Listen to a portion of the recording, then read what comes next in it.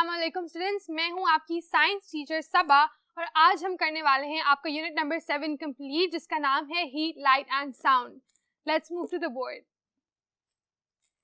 So as you would remember, हमने discuss किया था पिछले लेक्चर में साउंड के बारे में, हीट के बारे में और लाइट के बारे में।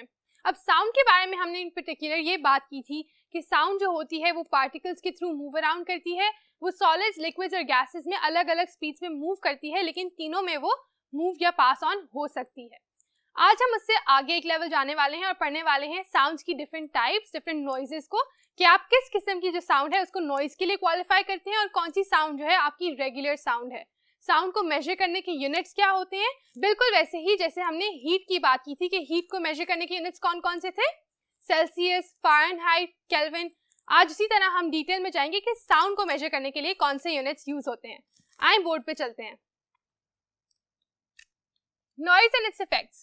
The intensity of sound is measured in decibels. The softest sound that humans can hear is recorded at 0 decibels. Unit हमें साउंड का इसी सेंटेंस से मिल जाता है, वो क्या है, वो है डेसिबल्स। और जो इंसान सुन पाते हैं सबसे सॉफ्ट साउंड या सबसे लो साउंड, उसको हम रिकॉर्ड करते हैं 0 डेसिबल्स पे। तो हम कर क्या रहे हैं, जैसे कि हमने बिल्कुल थर्मोमीटर में एक स्केल बनाया था कि 0 जो था वो फ्रीजिंग पॉइंट था और 100 जो था वो बॉइलिंग पॉइंट था, बिल्कुल उसी की तरह यहाँ पर हमने डेसिबल्स का भी एक स्केल बना दिया है। और वो स्केल स्टार्ट कहाँ से हो रहा है, 0 decibels, start from the lowest sound that we as humans can hear. आगे पढ़ते हैं। The louder the sound the more harmful. Can all beings hear the same sounds? अब देखिए, हम नॉइज को इस तरह से क्लासिफाई करें कि जितनी साउंड ऊंची होती जाती है उतनी वो हमारे लिए नुकसानदेह होती जाती है, उतनी वो नॉइज बनती जाती है। अभी जब मैं बात कर रही हूँ तो वो आपके लिए नॉइज नहीं है, लेकिन अगर मैं आपके ऊपर चीखना शुरू हो जाऊं और आपके कानों पे, आपके ईयर्स पे प्रेशर डालूं, मेरी आवाज जो है वो आपके लिए डेफनिंग हो जाए या बहुत लाउड हो जाए, तो फिर वो आपके लिए नॉइज बन जाएगी। It will become more harmful as it gets louder. और यहाँ पर अब दूसरा सवाल वो आपसे ये कर रहे हैं कि क्या सारे बीइंग्स को, सारे लिविंग बीइंग्स को एक जैसी ही आवाजें सुनाई देती हैं? यानी जो मैं साउंड सुन सकती हूँ, क्या वो सारी साउंड्स कोई डॉग या कैट भी सुन सकता है?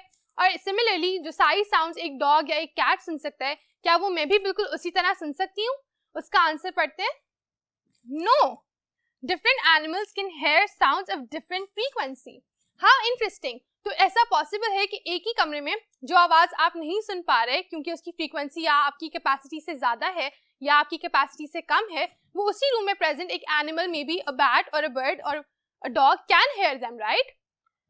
Higher the sound greater the frequency and vice versa.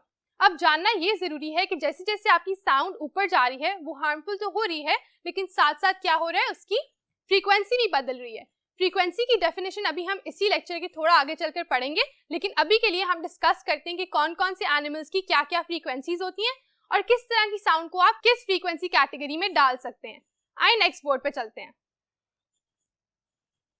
Students, यहाँ पर मैंने ड्रॉ किया हुआ एक टेबल जिसके ऊपर मैंने लिखी हुई है different frequencies for different sounds. अब इसका मकसद ये नहीं है कि आप इनको मेमोराइज करें और रट्टा मार लें या क्रैम कर लें कि ओ अच्छा इस चीज की ये फ्रीक्वेंसी होती है, but it is just to give you an idea कि डिफरेंट साउंड्स किस फ्रीक्वेंसी की होती हैं, ताकि कल को अगर आपको सोचना पड़े कि अच्छा हाई फ्रीक्वेंसी से हमारी क्या मुराद है, हम कौन सी साउंड की एग्जाम्पल दे सकते हैं, या लो फ्रीक्वेंसी से क्या मुराद है, हम उस पर कौन सी एग्जाम्पल दे सकते हैं, तो आपके दिमाग में थोड़े से आइडियाज हों। आए इसको रीड आउट करते हैं। तो 20,000 हर्ट्ज जो होती है वो बहुत ही हाई साउंड के लिए हम यूज कर रहे हैं, and that is the highest sound that humans can here. यानी मैं और आप जो आवाज जहां तक सुन सकते हैं जिस फ्रीक्वेंसी की, वो 20,000 हर्ट्ज है। अगर किसी साउंड की फ्रीक्वेंसी इससे ऊपर चली जाती है तो मुझे और आपको सुनाई ही नहीं देगी। How strange, right? दूसरी बात है 10,000 हर्ट्ज एक विसल की। ऑब्वियसली 20,000 हर्ट्ज से कम है तो हम इसको सुन सकते हैं, and it is 10,000 hertz. Can you imagine कि एक विसल की फ्रीक्वेंसी कितनी हाई है कि वो 10,000 है, right? And it is louder than a singer singing a high note और a low note. Next we have 1000 hertz for a high note from a singer. 1000 hertz की साउंड जो होती है जब एक सिंगर जो है वो एक ऊंचा सुर यानी कि हाई नोट गाता है, तो उसकी फ्रीक्वेंसी हम 1000 रिकॉर्ड करते हैं। एंड यहाँ पर 500 हर्ट्ज अगर वही सिंगर कोई लो नोट गाता है तो उसकी 500 फ्रीक्वेंसी हो जाती है, which is rather below the high note. Lastly 20 hertz एक ड्रम की फ्रीक्वेंसी होती है। इट माइट सरप्राइज यू कि एक ड्रम की जो फ्रीक्वेंसी होती है it is much lower than a singer singing a high note. तो इस तरह हमने रिकॉर्ड कर ली है different frequencies for different sounds, so that you have an idea कि अच्छा इस साउंड पे ये फ्रीक्वेंसी हो रही है। आगे लिखी हुई है different organisms have different hearing ranges. अभी तक हमने बात की है कि ये फ्रीक्वेंसी इस साउंड की होती है and we have given examples for different frequencies. आगे हम क्या बात करें, हम इस वाली बात को फॉलो आउट करें कि जी जितनी साउंड डिफरेंट होती है डिफरेंट ऑर्गेनिजम्स उसको डिफरेंटली सुनते हैं। यहाँ पर हम क्या कह रहे हैं कि ऑर्गेनिजम्स की अलग अलग रेंजेस होती हैं, जैसे कि मैं एज ए ह्यूमन या आप एज ए ह्यूमन सिर्फ 20,000 हर्ट्ज तक सुन सकते हैं और जो लोएस्ट है वो हम अभी आगे पढ़ेंगे। उसी तरह डिफरेंट एनिमल्स की ये जो रेंज होती है ये काफी वैरी करती है।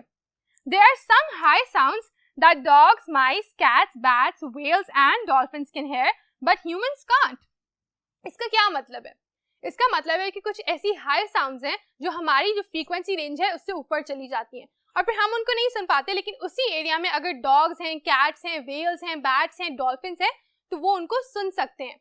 What does this mean? This means कि वो साउंड जरूर क्या होंगी, वो 20,000 हर्ट्ज से ऊपर की साउंड्स होंगी जो हमारे ईयर्स के लिए सुनना पॉसिबल नहीं है, but at the same time in animals की क्योंकि फ्रीक्वेंसी रेंज जो है वो शायद 20,000 से ऊपर जा सकती है, that is why they are able to hear them.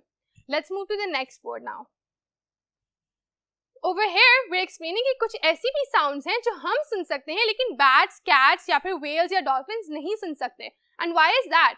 क्योंकि हो सकता है कि जो हमारी फ्रीक्वेंसी की रेंज स्टार्ट हो रही है वो ऐसे लो पॉइंट से हो रही है जहां पर हम तो वो आवाजें सुन सकते हैं लेकिन कैट्स और डॉग्स की उसके ऊपर से स्टार्ट होती है फ्रीक्वेंसी रेंज, तो वो नहीं सुन सकते। जैसा कि आप पढ़ सकते हैं, and there are some low sounds that humans can hear but dogs, mice, bats, whales, dolphins etc. cannot. To further explain on that point, यहाँ पर हमने लिखा हुआ एक टेबल और उसके अंदर हमने अलग अलग फ्रीक्वेंसी रेंजेस बताई हुई हैं आपके लिए, ताकि आप देख सको कि अच्छा ये जो इंसान है, ये जो एनिमल है, इस फ्रीक्वेंसी रेंज की कैटेगरी में फॉल करता है। Let's read. ह्यूमंस की कहाँ से है? 20 हर्ट्ज से लेकर 20,000 हर्ट्ज तक। अभी अभी हमने पढ़ा था कि 20 हर्ट्ज जो है अप्रोक्सीमेटली वो एक ड्रम की है और 20,000 हर्ट्ज जो है वो हाईएस्ट साउंड है जो एक ह्यूमन सुन सकता है। उसके बाद एलिफेंट्स की 5 से शुरू हो जाती है और 12,000 तक जाती है। इसका क्या मतलब है कि ह्यूमन से काफी लो साउंड जो कि 5 हर्ट्ज तक जाती हैं वो सुन सकते हैं एलिफेंट्स, लेकिन ह्यूमंस के साथ काफी सारी हाई साउंड्स वो नहीं सुन सकते। व्हाई? बिकॉज उनकी जो फ्रीक्वेंसी की लिमिट है वो 12,000 है और हमारी क्या है 20,000। तो हम 12 से 20,000 तक की साउंड्स हम सुन सकते हैं लेकिन वो एलिफेंट्स को नहीं सुनाई देती। सिमिलरली 5 से लेके 20 हर्ट्ज तक की साउंड्स एलिफेंट सुन सकते हैं, लेकिन क्योंकि हमारी मिनिमम रेंज क्या है 20 हर्ट्ज, तो हम उनको नहीं सुन सकते। Dogs 50 hertz to 45,000 hertz.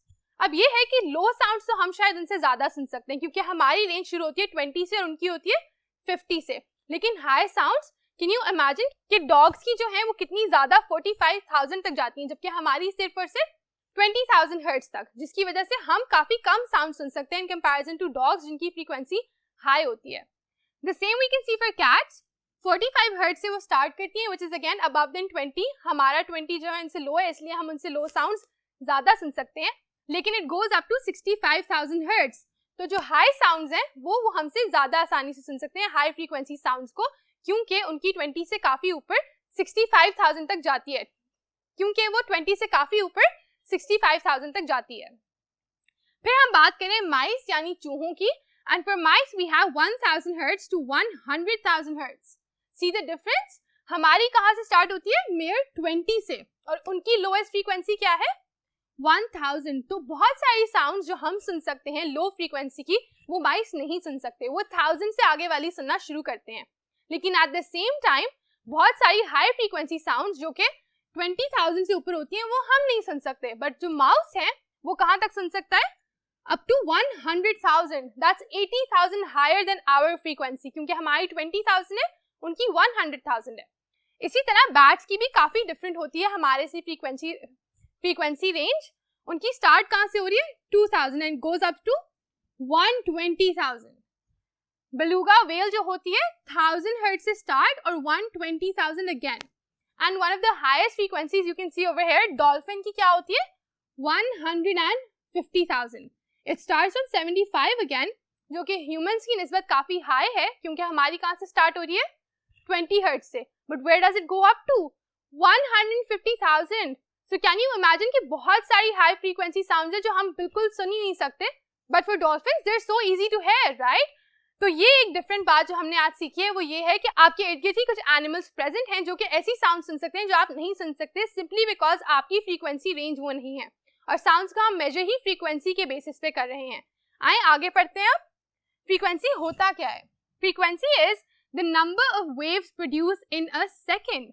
If you remember, हमने क्या पढ़ा था? सबसे पहली बात जो हमने साउंड्स की यूनिट में पढ़ी थी वो ये थी कि साउंड जो होती हैं वो वेव्स में ट्रैवल करती हैं, और फिर आप उन वेव्स को मेजर करते हो देखने के लिए कि साउंड कितनी हाई है या कितनी लो है। यहाँ पर वही बात हो रही कि फ्रीक्वेंसी होती है कि एक सेकंड में साउंड कितनी वेव्स प्रोड्यूस कर रही है। फ्रीक्वेंसी का वैसे भी मतलब होता है कि how many times in a particular given set of period. तो यहाँ पर हम यही कह रहे हैं कि आप कितनी दफा एक वेव प्रोड्यूस कर रहे हो विद इन अ सेकेंड।